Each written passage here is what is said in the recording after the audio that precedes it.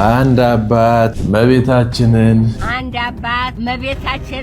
በዛይተ ኩሉ አትባልም። የተከፈተብኝ ዘመቻ እኔን የማይመለከተኝ መሆኑን ህዝቡ በደንብ እንዲያውቅ ለማለት እፈልጋለሁ። ሰበር መረጃ ፍኖተ ጽድቅ ጠቅላላ ማህበር አስቸኳይ ማብራሪያ እንዲሰጥ ጥብቅ መመሪያ መተላለፉ ተገለጸ። ገድለ ቅዱሳን ይነገራል ይተረካል እንጂ አይሰበክም። ገድለ ቅዱሳን ይነገራል ይተረካል እንጂ አይሰበክም አሉ ጳጳሱ። በተለይም ይህንን አጀንዳ በስፋት የሚያራግቡ ወንድሞች ጥፋቱን ቢኖር ቀረብ ብሎ ገዳም ስትሄዱ በተለይ በጣም ብዙ አባቶች ይሳደባሉ። ክርስቶስ ተንሥአ እሙታን አሰሮ ለሰይጣን ሰላም ኮነ። እንደምን አላችሁ?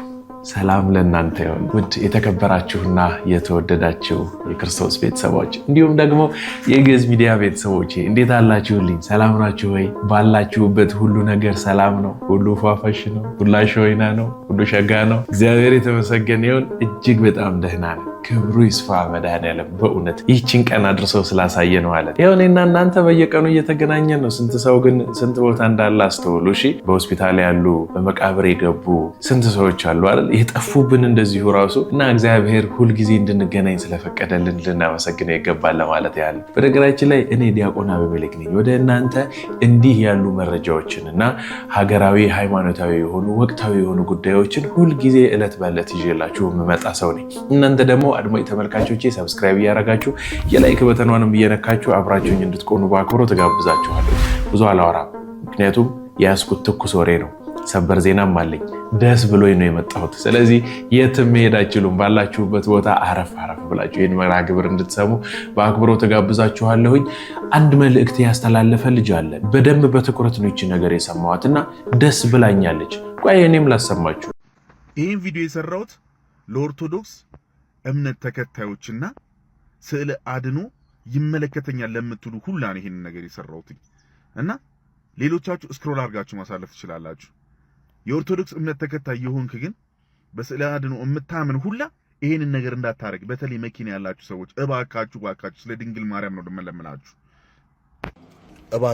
እባካችሁ መላው የኦርቶዶክስ እምነት ተከታዮች በስዕለ አድኖ የምታምኑ ሁላ ይሄ ነገር ይመለከታችኋል። ይኸው ዛሬ ያገኘሁትን እጄን ልታጠብ የሆነ ቦታ ጎንበስ ስል ይኸው ምን ላይ ወድቆ እንዳገኘሁት እና እባካችሁ በሁሉ የምትለጥፉ ህዝበ ክርስቲያን ከዚህ ነገራችሁ ታቀቡ። ይኸው ሰው ተጠቅሞ የት እንደሚጥለው ይኸው እንደዚህ አጥቢያት የእመቤታችንና ምስልና አንድ ጥቅስ ነው እንደዚህ አግኝቼዋለሁ። እባካችሁ ስለመብርሃን ብላችሁ አትጠቀሙ እንደዚህ አይነት ነገር እንዴ። ይኸው በቃ ይኸው እኔ በፈረስ ሎጎ ነው የለጠፍኩኝ እዚህ ጋር። እንደዚህ የትም ታገኛላችሁ። እንደዚህ ማድረግ ትችላላችሁ። እንደው ስለመብርሃን ልለምናችሁ ይህን ነገር አትጠቀሙ ህዝበ ክርስቲያን እባክህ። ያከበራችሁት ነው በነገራችን ላይ የሚያከብራችሁ፣ የናቃችሁት ነው መልሶም ደግሞ የሚነቃችሁ። እሺ፣ ይህንን ፕሮግራም የምትከታተሉ ኦርቶዶክሳውያን የኔ አድማጭ ተመልካቾች ቤተሰቦቼ አንድ ጥያቄ ልጠይቃችሁ። ሰላም ነው? እንዴት ናችሁ? ሰላም ነው? እንዴት ብላችሁ ነው የምትመልሱት? ሰላም እግዚአብሔር ይመስገን ሰላም ነው ብላችሁ ነው የምትመልሱት እያልኩኝ አይ ሰላም ነው አይ ሰላም ነው ለምን ይመስላችኋል? አክብሬ ሰላም ስላችሁ ያንኑ ነው የምትመልሱልኝ። ዝቅ ብዬ ጉልበታችሁን ለመሳም ስሞክር በእውነት ረኖ አይገባም ምናምን ምላችሁ እናንተም ዝቅ ትላላችሁ ስላችሁ ነው የምትሉት። ይሄ የትም ያለ ነው። እግዚአብሔርን ስታከብሩት፣ የእግዚአብሔርን ሰራዊት የእግዚአብሔርን ፍጥረት ስታከብሩ፣ ቅዱሳን መላእክትን፣ ድንግል ማርያም ወላዲተ አምላክን ቤዛዊተ ኩሉን ስታከብሩ ክብሩ ሁሉ ያ ክብር ለእናንተም ዋጋ ሆኖ ይሰጣችኋል። ስለዚህ በዚህ ልክ ባትዳፈሩ ጥሩ ነው። በእርግጠኝነት እንደዚህ አይነት ነገሮች እንደው የእመቤታችን ፍቅሯ ያለባቸው ሰዎች አያደርጉ። በእርግጠኝነት ቤዛነቷን የካዱ ሰዎች ይሄን ነገር ሊያደርጉት ይችሉ ይሆናል ብዬ አምናለሁ እና ለጠቅላላችን የተሰጠ ነው። እባካችሁ መኪና ያላችሁ ሰዎች መቼም እስከምንነዳ ድረስ ለአፍ ለከት የለም ተናገር ብሏል አይደል? ምን ይታወቃል? ስንያዝ እኮ ነው ማንነታችን የሚታወቀው። እኛም ስለሌለን ይሆናል ይሄን የምናደርገው። ስለዚህ ከዚህ ውጪ እንድንሆን ፕሊስ ለማለት እወዳለሁኝ። ለወንድማችንም ቃለ ሕይወት ያሰማልን አይደል? አዎ እግዚአብሔር ይስጣው። በእውነት እንደዚህ ጥብ አድርጎ መልሶ ይዟት ሄዷልና እግዚአብሔር ኃጢአትህን ይጠብልህ፣ ድንግል ማርያም ኃጢአትህን ታሳጥብልህ ለማለት እወዳለሁኝ። አባ ገብረ ኪዳን ጣል ያደረጓትን ነገር እኛ ብድግ አድርገን ከጆሮአችን ገዳም ስትሄዱ በተለይ በጣም ብዙ አባቶች ይሳደባሉ። አባቴ እንደው ቢባርኩኝ ብዬ ነበር አፈር ያብላ ይላል። ሩጠው ይጠፋሉ። ቆይ እኛ የት እንጠጋ ትላላችሁ? እዚያ በኋላ ከዓለም ሰልችቶን ስንመጣ እነዚህ ደግሞ መሳደብ አባትን የት እንሂድ ትላላችሁ። ግን የሚሰድቧቸው እናንተ ላይ ያለውን ሰይጣን ነው እንጂ እናንተን አይደለም። አንድ ጊዜ ትዝ ይለኛል። አሁን ያረፉ አባት አሉ፣ በረከታቸው ይድረሰን። ቅድስት ክርስቶስ ሰምራ ነበር የነበሩት። ስላረፉ እንናገር ብዬ ነው። ጣና ገዳማት ውስጥ ካለችው ከእናታችን ከቅድስት ክርስቶስ ሰምራ ከገዳሙ እና ከ40 ዓመት በላይ ነው የዘጉት። የሄዳችሁ አይታችኋቸው ሊሆን ይችላል። እና የሆነ ጊዜ ላይ ተሰብስበን ሄድንና ምን ልታረግ መጥተህ ነው አሉ። ቢባርኩን አፈር ብላ ያንተ ቡራቂ ቢያስተምሩን ብለን ነው። ሰይጣን ይምከርህ፣ ጥሩ ሰባኪ እሱ አለልህ፣ ሔዋንን የሰበከ እሱ ይሰብካል። አሁን እንደዚህ ይባላል። ውጣልኝ አንተ ሰይጣን። ተሰብስበን ሄደን እኮ ነው ስራዬ ብለን ማለት ነው። ከፊቴ ይወጣልኝ። ዝም ብለን ቁጭ አለ። ወደ 3 ሰዓት 4 ሰዓት ካስቀመጡን በኋላ ኮቸሮ ይዘውልን መጡ። እናንተም ማትረው እስቲ ብሉ። ይገርማችኋል። ያን ኮቸሮ አምጥቼ የብዙ ሰው ሆድ ህመም አስወግዷል። ሰድበው የሚሰጡን እኮ አባቶቻችን ይረባል። አይደለም ሰድበውን ይቅርና ቤተክርስቲያን እጆቿን ዘርግታ እንኳን እኮ መምጣት አቅቶናል አይደል? አባቶቻችን ጥበበኞች ናቸው። እንደው ጥቂቷን እንኳን እንደው ትንሽ ደቃቋን እንኳን ምን አለበት እንደው ቀርተውልን ቢሆን። በእውነት በዚህ ልክ በድለናል አይደል? በዚህ ልክ አጥፍተን ነው እኮ አይደል? ምንም እኮ ነው የሌለን። ምንም እንዴት ሰው ምንም ይኖረዋል? አቤት በስመ አብ። ቤተክርስቲያን ስትመጡ አሁን ማን አለ ሂድ ከዚህ ቢል አንድ ሰው ጣጥላችሁት የት አባቱ መስል አገኘው። እንደው ተሰድቤ ነው ሂድ ከዚህ ተብዬ ነው። ጭራሽም እንደው ተገርግሬን የመጣሁት ጭራሽ አይደለም ሂድ በላችሁኝ። ተከታትለን እንጦሮጦስ መቼ ሚስጥርን እየነገሩን ስለሚያሳድጉን እንዲህ ያሉ አባቶችን እግዚአብሔር ስለሰጠን ልናመሰግን ይገባል አይደል? እና አይታችኋል። 2 ሰዓት 3 ሰዓት 4 ሰዓት ነው እንጂ ያለው 3 ሰዓት 4 ሰዓት ቁጭ ሂዱ ከዚህ አንተ ሰይጣን እያሉ ሄድ እዛ ሔዋንን ያስተማራት ያስተምርክ ውጣ ከዚህ እያሉ 4 ሰዓት ቁጭ ቤት ውስጥ። ታዲያ ጊዜያቸውን ሲጠብቀው መጨረሻ በተሰጣቸው ኮቾሮ ግን የሰዎችን የሆድ ህመም እስከሚያድኑበት ድረስ ቃል ኪዳን ያለውን በረከት ሰጥተው ይዘዋቸው መጡ። እንግዲህ ሰሞኑን በጣም በቤዛዊተ ኩሉ ዓለም በደንብ ተወርቷል፣ በደንብ ተፈትፍቷል። በጣም ብዙ ሰዎች መልስ ሰጥተዋል፣ ብዙ ውሳኔዎች ተወስነዋል። ተያይዞ በፍኖተ ጽድቅ ላይም ጋር የተያያዙ ነገሮች አሉ። እነሱም ጭምር ናቸው የተነገሩት እና ያው እኔ ሌሎች ነገሮች ትዝ ስለሚሉኝ ነው እንጂ ተያይዞ አሁን እየሆነ ያለው ነገር ጥሩ ነው። ቢያንስ ደስ ይላል፣ እግዚአብሔር ይመስገን። ትንሽ ከወንበር ውጭ የሆነ ነገር ነው። በእሷ ላይ ትንሽ ተረባርበዋል። መቼም ሌላ ነገር ቢኖርባቸው ነው ብዬ አስባለሁ። አንድ ነገር ልንገራችሁ። ትላንትና በሰራሁት ቪዲዮ ልክ እንደዚህ ማለት ነው እንግዲህ ሊሆን የሚችለውን ዝም ብዬ እንደ ፍንጭ ነገር ልጠይቃችሁ። በቃ አጥፍቻለሁ እንደዛ ለማለት ፈልጌ አይደለም። እኔ ያልኩት የክርስቶስን ቤዛነት ነው የሰበኩት እንጂ የፍጡርን ቤዛነት አይደለም። የክርስቶስ ቤዛነት ይሄ ነው እንዲህ ነው የሚባለው ቤዛነቱ ብዬ መንገር ነው የፈለግኩት። ሰው አልተረዳኝም፣ ግን በቃ ይቅርታ ይላሉ። አለቀ። ጨዋታው አለቀ። ዳቦ ተቆረሰ። ምን ብያችኋለሁኝ? እኚህ ሰውዬ በእርግጠኝነት ብፁዕ አቡነ ገብርኤል ይቅርታ በቃ እኔ ለክርስቶስ ያስተማርኩት ትምህርት ነው ከዚህ ጋር የሚገናኝ አይደለም ብለው ይቅርታ ምናምን ብለው አድበስብሰው ተመልሰው ይገባሉ። ዛሬም መብራት ጠፋ እና እኚህ ብፁዕ አቡነ ገብርኤል አድበስብሰውት ያልፋሉ በእርግጠኝነት ብያችሁ ነበር። አሁን እየሆነ ያለው ይሄ ነው።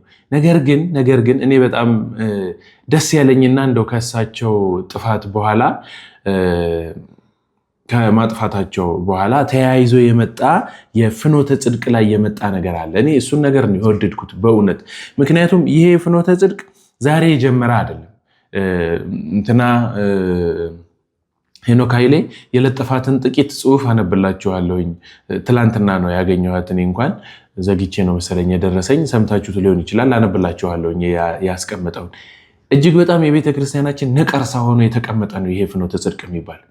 በነገራችን ላይ እነሱ ጋር ያሉ ነገሮች በጠቅላላ ፕሮቴስታንታዊ የሆነ እንደው ጅሃድ በሉት ይዘው ኦርቶዶክሳውያን ላይ የመጡ ሰዎች ናቸው። እና በዛ አዳራሽ ውስጥም ስለሆነ ይሄ ንግግር ተደርጎ የነበረው ወደዛ አስተችቶታል። እግዚአብሔር ይመስገን እነዚህን ዜናዎች ሰምተናል። የትኞቹን? ፍኖተ ጽድቅ የሚባል የቴሌቪዥን ፕሮግራም እስካልተወሰነ ጊዜ ድረስ እንደታገደ ምንም አይነት መረጃ እንዳያወጣ በበላይ ጠባቂዎቹ አማካኝነት እንዲሁም ደግሞ ዕለተ ዓርብ በስመ አብ በጣም ደስ የምትል ቀን እኮ ናት አይደል? ዕለተ ዓርብ የምትገርም ቀን ናት። ቋሚ ሲኖዶስ ስብሰባ ይዞ ምን ሊያደርግ እንደሆነ ስለተወሰነ እንግዲህ በጉጉት እየጠበቅን ነው። ወዲያው መረጃውን አደርሳችኋለሁ። ግን አሁን የፍኖተ ጽድቅ የታገደበትን ቪዲዮ ላሳያችሁ። ወደ ቪዲዮ መብራት መጣ። ቪዲዮአችንን እንይ። ሰበር መረጃ። ፍኖተ ጽድቅ ጠቅላላ ማህበር አስቸኳይ ማብራሪያ እንዲሰጥ ጥብቅ መመሪያ መተላለፉን ተገለጸ።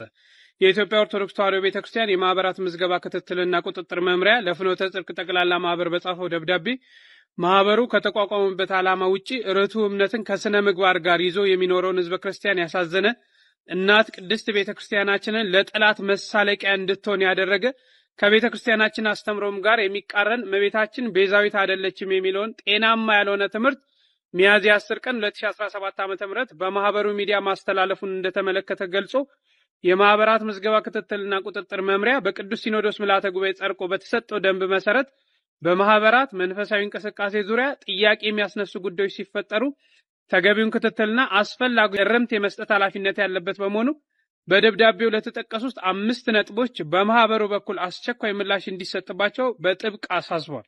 መምሪያውን በጻፈው ደብዳቤ ላይ በዕለተ ስቅለት የተላለፈው ትምህርት ቪዲዮ በአስቸኳይ ከማህበሩ ዩቲዩብ እንዲወርድ እንዲደረግና በዕለቱ የተላለፈውን ትምህርት ሙሉ ቪዲዮን ቅጂ ለመምሪያው እንዲያቀርብም ጥብቅ መመሪያ እንደተሰጠው ተገልጿል ማለት ነው። መረጃው ለብዙዎች እንዲደርስ ኮፒ ሊንክና ሼር አድርጉ። እንግዲህ ወንድማችን ቆንጆ አድርጎ ወዲያው እንደደረሰው በቲክቶክ አዳርሶናል፣ በዩቲዩብም ለቆት ይሆናል ብዬ አስባለሁኝ። ግን ወዲያውኑ ለማድረስ ይሄንን የተጠቀመ ይመስለኛል እና ቆንጆ ነው። እንደዚህ በፍጥነት መልሶች ሲሰጡ፣ በፍጥነት ሪያክት ሲደረጉ ችግሮች ላይ ኦርቶዶክሱም ከውዝግብ ነፃ ይሆናል። የዛን ያህል ሰው ሳይረበሽ ወይ ደግሞ እንዴት ነው ሳይወዛገብ ወደ መፍትሄው መምጣት በጣም የተሻለ ነው ብዬ አስባለሁኝ። ከዚህ ጋር ተያይዞ በፍኖተ ጽድቅ ዙሪያ ላይ ይሄ ወንድማችን እንግዲህ ዘሩፋኤል ይመስለኛል ቴዳ ዘሩፋኤል እና ከዚህ በፊት እዛ ፍኖተ ጽድቅ ቦታ ሄዳው በጣም ይሄ እንዴት ልበላችኋል፣ ለአማርኛው በጣም ይቅርታ ሲያሽቃብጡ ልበላችሁ እንደዛ አይነት ነገር አይቼ በጣም ከፍቶኝ ነበር። ዛሬ ግን ወጣ ብሎ በዚህ ልክ መናገሩን ደስ ብሎኛል። እስኪ እዩልኝ። የኛ ድርሻ ፍኖተ ጽድቅ እስከዚህ ማምጣት ነው። ፍኖተ ጽድቅን ማጽናትና ማወቃዊ መልክ ማስያዝና መቆጣጠር የቤተክርስቲያን ድርሻ ነው። ይህ ማለት ግን ፍኖተ ጽድቅ እንደ ከዚህ ቀደሙ መሰረተ እምነትን፣ ስርዓት አምልኮንና ትውፊትን ሲተላለፍና ሲጥፍ አፋችንን ዘግተን እጃችን አጣጥፈን እንቀመጣለን ማለት ግን አይደለም። እነሱ በተለወጡ ማግስት እኛ በእነርሱ ላይ ያለን አቋም እንደሚለወጥ ከወዲሁ ለማሳሰብ እንወዳለን። ትናንትም የነበረው ዛሬም ያለው ወደፊትም ስናረጅ አርጅቶ ነገር ግን ስንሞት የማይሞተው አቋማችን ይህ ነው። በሃይማኖት ጉዳይ ድርድር የሚባል ነገር ፈጽሞ የለም። ከአንገት በላይ ቢከዳ አንገት ተቆርጦ ይጣላል። ሃይማኖት ሃይማኖት ነው። የማህበራት ማደራጃ መምሪያ አንድን ተቋም ወይም ማህበር ፍቃድ ሲሰጥ የኢትዮጵያ ኦርቶዶክስ ተዋሕዶ ቤተክርስቲያንን ሕግና ስርዓት ማለትም ዶግማ፣ ቀኖናና ትውፊት አክብሮ አስከብሮ እንዲጓዝ የሚያስገድድን ሕግ አስፈርሞ ነው። ስለዚህ ይህንን ነገር ከዚህ ቀደም በማጣታችን በፍኖተ ጽድቅ ምክንያት በጣም በርካታ ጩኸቶችን ጮኸን ተቀባይ አልነበረም። ከዛ ይልቅ ከ20 በላይ ጳጳሳት ቆመው ያልባሌ የሆነ ምስክርነትን ሲሰጡ ነበር የተመለከትነው። አሁን ግን ተቋማዊ በሆነ አሰራር ይህ ነገር አይደለም የሆነው። የተወሰነውን ውሳኔ ተመልክታችኋል። ፍኖተ ጽድቅ ታግዷል። ወደፊትም የሆነውን ነገር አብረን ነው የምንመለከተው። በሃይማኖት ጉዳይ ወዳጅ፣ ጓደኛ፣ ቤተሰብ የሚባል ነገር በፍጹም ግምት ውስጥ አይገባም። መከበር ካለበት መከበር አለበት ብቻ ነው መመዘኛው ማለት ነው። በተረፈ እኒህን ብፁዕ ሊቀ ጳጳስ በተመለከተ ዛሬ ይቅርታ ጠየቁ ብላችሁ የምትዘግቡ አንዳንድ ሚዲያዎችን እየተመለከትኩ ነበር። የተከፈተብኝ ዘመቻ እኔን የማይመለከተኝ መሆኑን ህዝቡ በደንብ እንዲያውቅ።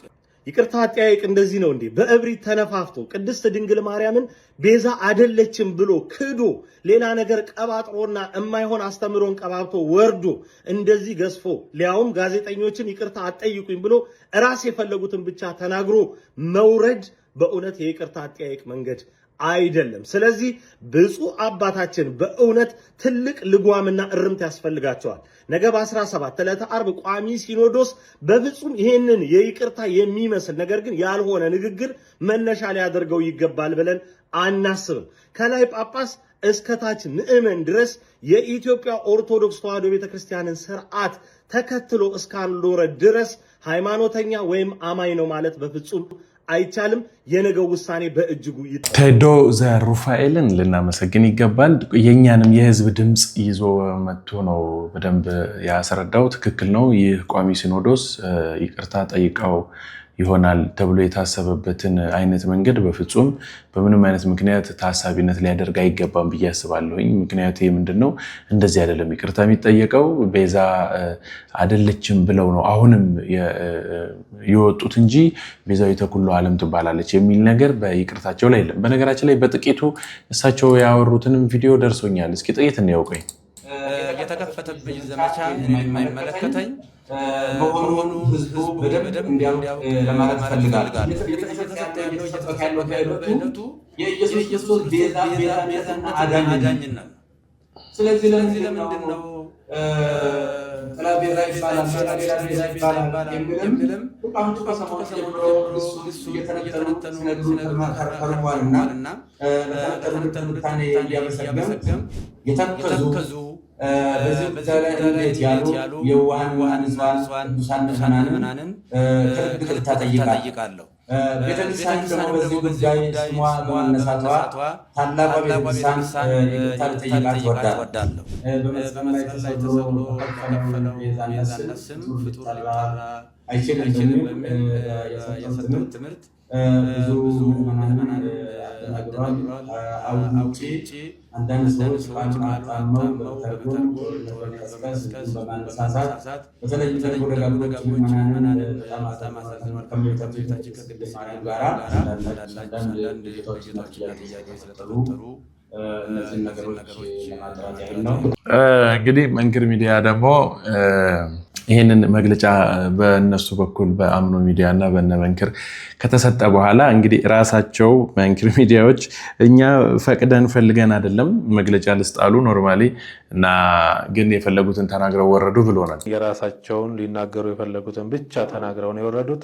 ያም ደግሞ የይቅርታ ሳይሆን የተቿቸውን አካላት ለምን ተቹኝ አይነት መልእክት ነው ያስተላለፉትና ኦብቪየስሊ ግልጽ ነው። ምክንያቱም የተጠየቁት ጥያቄ የለም ሐሳቡ የተነሳበት አለ አይደል? ይሄ እመቤታችን ቤዛዊተ ኩሉ ዓለም ናት አይደለም የሚለው ቢያንስ ይሄ ሊታረም ይገባ ነበር አይደል? እንደ ሐሳብ ለምሳሌ እመቤታችን ቅድስት ድንግል ማርያም ቤዛዊተ ኩሉ ዓለም ናት ብለው ከአንደበታቸው ወጥቶ ይቅርታቸው በዛ ልክ ቢሆን መልካም ነበር ብዬ አምናለሁኝና ከዚህ ውጪ አድርገው ስላለፉ እንግዲህ ምንም ማለት አንችልም። ዕለተ ዓርብ ነው።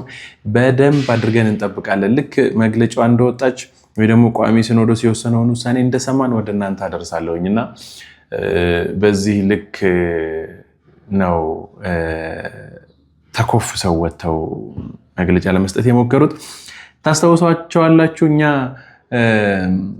ትዝታውን እባክህን ትዝታውን የመዝሙርህን ሰማለሁኝ እባክህ ወድሃለሁ ወደ ቅድስት ቤተክርስቲያን እባክህና ምናምን ብለው ቪዲዮ ሰርቼባቸው የነበሩት እናት እንደው በእውነት ከእናቶችም እንደዚህ ያለ ቀና የሆነ አመለካከት ያለው በሃይማኖታቸው ሲመጡባቸው ማይደራደሩ እናቶች አባቶቻችን አሉና በዚህ ዙሪያ ያሉት ነገር አለ። በጣም ገርሞኛል። ስለተላከልኝም ደስ ብሎኛል። ስሙልኝማ። አንድ አባት እመቤታችንን በዛይተ ኩሉ አትባልም አሉ ሲባል ሰምቼ ቆርቆሮይ ነው። በዛይተ ኩሉማ ነች የዓለም ሁሉ ቤዛ የዓለም ሁሉ ቤዛ። ይሄን አላችሁኝ ማትል እናት አለሷን መሳላ መወጣጫ የለንም። መወጣጫችን መሰላላችን እሷ ናት። ያቆምናል መንገድ ሲሄድ ደክሞት ተኛ። ያቆም ሲተኛ ተኝቶ እንቅልፍ ሸለብስ ያደረገው መላእክቶች ሲወጡባት ሲወርዱባት ይህች ቦታ የእግዚአብሔር ደጅ የእግዚአብሔር ቤት ናት አለ። እመቤታችንን እናያያት። በዛይተ ኩሉ ነች እንጂ የሁሉ ቤዛ ማን ልትባል ነው ታዲያ? የእሷን ስም እሳቸው ሊወስዱ ነው? ክርስቲያን እንዲህ አይላትም። የክርስቲያኖች ሁሉ ተስፋ ነች እሷ፣ የክርስቲያኖች ቤዛ። እናንተዬ ወዳጆቼ አያሳፍርም? ግን በእውነት በጣም ነው የሚያሳፍረው። ለምን መሰላችሁ? አንድ ሊቀ ጳጳስ ተብሎ ሀገረ ስብከት ተሰጥቶት ባይዞ እንደነ ጳውሎስ እንደነ ጴጥሮስ ምናምን ማለት እኮ ነው። ታስታውሱ እንደሆነ ቶማስ የግብፅ የህንድ ወደ ህንድ ነበረ ሀገረ ስብከቱ የነበረው አይደለ? እንደውም እመቤታችን በእረፍቷ ሰዓት ስታረጋ አግኝቷት በሰማይ እሱ ከህንድ ወደ ኢየሩሳሌም ሲመለስ ነው በሰማይ ላይ በአየር ላይ አግኝቷት ሰበኗን የሰጠችው አይደለ? እና በጣም ትልልቅ ስፍራ ይዘው በደንብ ያስተምሩ ነበረ እየተንቀሳቀሱ። ልክ እንደዛ እኮ ነው ባይዘ ሀገረ ስብከት ተሰጥቷቸው ማለት እኮ ራሳቸው የሚያስተዳድሩት ሃይማኖታዊ ስርዓት የሚከናወንበት ቦታ ተሰጥቷቸው ማለት ነው። ብፁዕ አቡነ ገብርኤል እንደዛ አይነት ቦታ አላቸው። ለዛ ህብረተሰብ ለዛ ሀገር ምን ሊያስተምሩ እንደሚችሉ በደንብ ልናስብ ይገባል። በነገራችን ላይ ነገ ሁለት ኦርቶዶክስ በአንድ ሀገር ላይ ሊፈጠር እንደሚችል የሚያስብል አይነት ትምህርት ነው እያስተማሩ ያሉት። እና በዚህ ልክ ወርደው አንስት ሴት አሮጊት ሴትዮ ያዕቆብን ታሪክ አንስተው ጠቅሰው ጳጳሱን ይመልሱት። እግዚኦ ምን አይነት ሀገር ላይ ያለነው ማርያም። እኔ በጣም ነው የከበደኝ፣ የምሬን ነው እላችሁ። አንድ ጳጳስ ለመሆን በጣም የሚገርማችሁ ነገር በጣም የሚገርመው የቤተክርስቲያናችን ስርዓት እናትና አባቱ በጋብቻቸው መካከል ችግር ተፈጥሮ የተለያዩ መሆን እንኳን አይቻልም። ታውቃላችሁ ይሄንን? እንደው ሰውየውን ተው፣ ያ ጳጳስ የሚሆነውን ሰው ተውት። የዛ ጳጳስ የሚሆነው እናትና አባት በጋብቻቸው የተለያዩ የተፋቱ ሰዎች በችግር ምክንያት በሆነ ምክንያት የተፋቱ እናትና አባት ሆነው ግን ልጃቸው ጳጳስ መሆን አይችልም። በዚህ ልክ ነው ቤተክርስቲያን ዕውቀትን ወይ ጳጳስን ስታበቃ እዛ ስታደርስ የራሷ ስርዓት ያላት። ድቁናውን እዩት፣ በእንተ ስማ ለማርያም ብሎ መማሩን እዩት፣ ወንጌል መግለጡን እዩት፣ ሐዲሳትን ብሉይን አገላብጦ የተማረ መሆኑን በቃ ግዴታ ነው። ምክንያቱም ሀገረ ስብከት ሊሰጠው ነው፣ መሪ ሊሆን ነው። ሁሉም ሰው ሲቸገር ሲጠበብ ሊጠይቅ የሚችለው እሱን መጨረሻው ላይ ሲደርስ እዛ ጳጳስ ጋር ሊሆን ነው። ታዲያ ኑፋቄ ያለበትን ትምህርት ይዞ ቤተክርስቲያንን የሚያጠፋ እግዚአብሔር አንድነቱን ሶስትነቱን የሚክድ የድንግል ማርያም አማላጅነት ቤዛዊተ ዓለም መሆኗን የሚያስክድ ትምህርትን ይዞ ጵጵስናን ማምጣት በጣም ከባድ ነው እና እንደው ምን ሰማውን በዚህ ጊዜ በዚህ ዘመን በእውነት ቀሚስ የለበሰ መስቀል የያዘ ሰው ብቻ ካህን ነው ብሎ ከሱ አንደበት የሚወጣውን መስማት በጣም የከበደበት ጊዜ ላይ እንደደረስን ይሰማኛል። እዚህ ጋር አንድ መልእክት አስተላልፌላችሁ ነገሬን እጨርሳለሁ። በሰባት ቴሌቪዥን በአዲስ መልክ ሁለተኛ አካውንቴ ነው። በሰባት ቲቪ የኔ ነው ሰባት ቴሌቪዥን። ከዚህ በፊት በጣም ብዙ የሆኑ መርሃ ግብሮችን ይዤላችሁ መጥቻለሁኝ። ብዙ ነገር ተማምረንበታል። ብዙ መጽሐፍቶች ተርከንበታል። ብዙ ገዳማት፣ ብዙ አድባራት፣ ብዙ ምስጢራዊ የሆኑ ስፍራዎችን አብረን ዞረን ጎብኝተንበታል። ነገር ግን በጣም አስምራችሁ የምታዩልኝ ነገር በቪው ማጣት የተነሳ ግዕዝ ቲዩብን ብቻ እየሰራው ነበር የምገኘው። አሁን በአዲስ መልክ እጅግ በጣም ሰዎች ጋር ቢደርሱ ሊያስተምሩ ይችላሉ ተብለው የታሰቡ በደንብ ፕሮጀክት በሚመስል መንገድ ተነድፈው ወደ እናንተ ሊቀርቡ የተዘጋጁ ማንም ሰው ያልነገራችሁን ገዳማት ታሪክ የምታውቁትን ላሊበላ እንሄዳለን። ላሊበላን ሁሉ አይታችሁት ግን የማታውቁትን ያልሰማችሁትን ታሪኮች ነቅሰን ከውስጥ አውጥተን ወደ እናንተ ለማምጣት ከእግዚአብሔር ጋር መንገድ ጀምረናል። ከፊት ለፊታችን ባሉ ሰኞ ማክሰኞ ቀናቶች ውስጥ ላንገናኝ እንችላለን። በዚህ በግዕዝ ቲዩብ በሰባት ቴሌቪዥንም አንገናኝም ብዬ አስባለሁ። ነገር ግን ከተገናኘን በዚያ ስፍራ ላይ በመሄድ ያንን ቦታ ተረግጠነው ወለዮች እየመጣን እና ወደ እናንተ መተን ብዙ ታሪክ ሰርተን ተመልሰን መተን በሰባት ቴሌቪዥን ለማስተላለፍ ጨርሰናል ውሳኔያችንን። እግዚአብሔር ይርዳችሁ፣ መንገዳችሁን ያቅናላችሁ። ለኛ የምንማርበት የምንገሰጽበት የሆነ ቪዲዮ ይዛችሁልን ነው እያላችሁ ፕሊስ እባካችሁን ብትጸልዩልኝ ደስ ይለኛል እና በአዲስ መልክ በሰባት ቴሌቪዥን እነዚህን ነገሮች ይዤላችሁ ልመጣ እኔ ከእግዚአብሔር ጋር ተዘጋጅቻለሁ። መቼም እንደ ሰው በእውነት ምስጋና ሊያንሳት የሚገባ እናት ዓለም ጉዝጉዝ ናት ይሄንን መርሃ ግብር ስፖንሰር ያደረገችው። ይኸውላችሁ የሆነ መድረክ አገኝና እንዲህ ያለ አይደለም እናንተ ንቄ አይደለም እንዲህ ያለ ምላችሁ በደንብ ብዙ በደንብ ትልቅ ያኔ የማመሰግንበት ቀን መጥቶ በእውነት የምሬን የምናገርበት ቀን ይመጣል ብዬ አስባለሁ።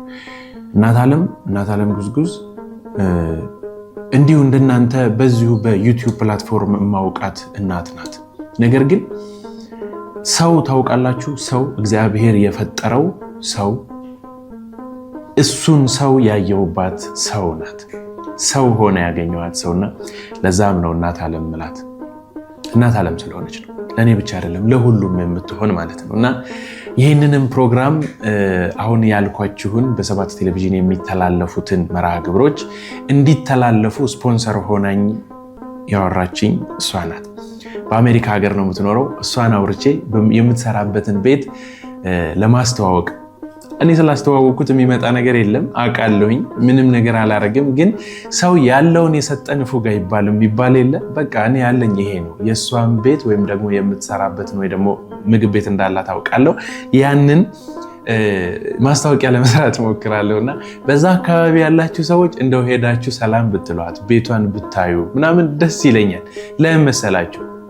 አንድ ሰው እኔ ስላገኘው ሰው እንድታውቁ ነው። እሺ ይሄንን ምላችሁ እና እጅግ በጣም ነው ማመሰግነው እናት ዓለሜ። በእውነት እግዚአብሔር ዘመንሽን በሙሉ ይባርክልሽ። ምንም ልልሽ አልችልም። ምን ላርግሽ? እሺ እና በጣም ደስ ስላለኝ ነው ይሄን ነገር ያወራነው። ትላንትና ነው ከእሷ ጋር። ሀሳቡ ራሱ የሷ ነው። በእውነት የምሬ ነው ምላችሁና በጣም ደስ ብሎኛል። በዚሁ ጋር ተያይዞ ግን እንደው ነገሮችን ወደ ስራ ወደ ቢዝነስ የሚሆን ወይ ደግሞ ወደ ተሻለ ነገር መቀየር በጥቂቱም ቢሆን እግዚአብሔር ሰጥቶኛል ብዬ ስላሰብኩኝ ከዚህ በፊትም አድርጌዋለሁ። ይሄን ነገር ማስተላለፍላችሁ መልእክት፣ ይቅርታ ወሬ ካበዛውባችሁ፣ በአካባቢያችሁ ላይ ታላላቅ ገዳማት ኖረው ነገር ግን ሚዲያ አጥተው ታፍነው የተቀመጡ ብዙ ሰዎች ሊድኑባቸው የሚችል ኢቭን አሁን በዚህ ባለንበት ወቅት በጣም ብዙ ሰዎች ሊድኑበት የሚችሉት ገዳማት፣ አድባራት፣ ጸበሎች፣ መጽሐፍቶች ምናምን አሉ።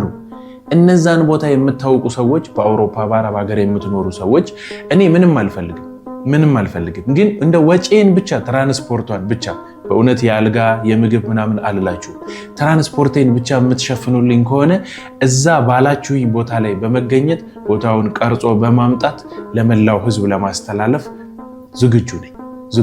ስለዚህ አሁን ይህንን መርሃ ግብር የምትከታተሉ እስካሁን ድረስ እየሰማችሁኝ ያላችሁ የሀገራችሁን እንዴ የኛ ሀገር ደብር ኧረ በስመ አብ ታቦቱ ከባድ ነው። ጸበሉ ሁሉን ነው የሚፈውሰው፣ ሙት ያስነሳል።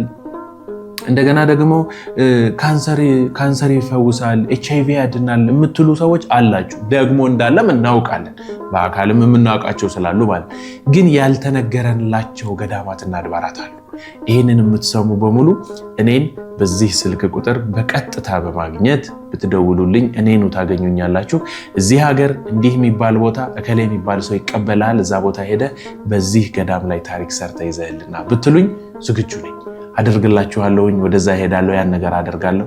እኔ የምፈልገው እንደው ይሄንንም የምላችሁ በእውነት መሄድበት ገንዘብ ምናምን ስለሌለኝ ነው እንጂ እኔ ትራንስፖርቴንም ችዬ ቢሆን ሄድ ነበር። አቅጣጫውን ብትጠቁሙኝ። ቅርብ ያለ ወደ አዲስ አበባ ቅርብ ያለ ግን ያልተነገረለት ካለ እሄዳለሁኝ። ዝም ብላችሁ ጠቁሙኝ፣ እሄድላችኋለሁ። እንግዲህ ዛሬ ተዘጋጅተው የቀረቡት መርሃ ግብር ይሄንን ይመስላል።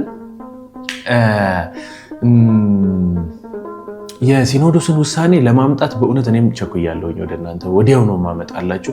እንደማያሳፍሩን ድጋሜ ቅስማችን እንደማይሰበር እርግጠኛ ነኝ ብዬ አምናለሁኝ። ስለዚህ እንደደረሰኝ ወዲያው ይዤላችሁ እመጣለሁ። አሁን ግን እዚህ ላይ ላበቃ እገደዳለሁኝ። ወስብሐት ለእግዚአብሔር። ዳግም እስክንገናኝ ድረስ ቸር እግዚአብሔር አምላካችን ሀገራችን ኢትዮጵያን፣ ሃይማኖታችን ኦርቶዶክስ ተዋሕዶ ቤተክርስቲያንን ዳሯን በእሳት መሃሏን በገነት አድርጎ ቅፍ አድርጎ ይጠብቅልን። ቸርን ሰንብት። ሰላም ዋሉ። ቻው።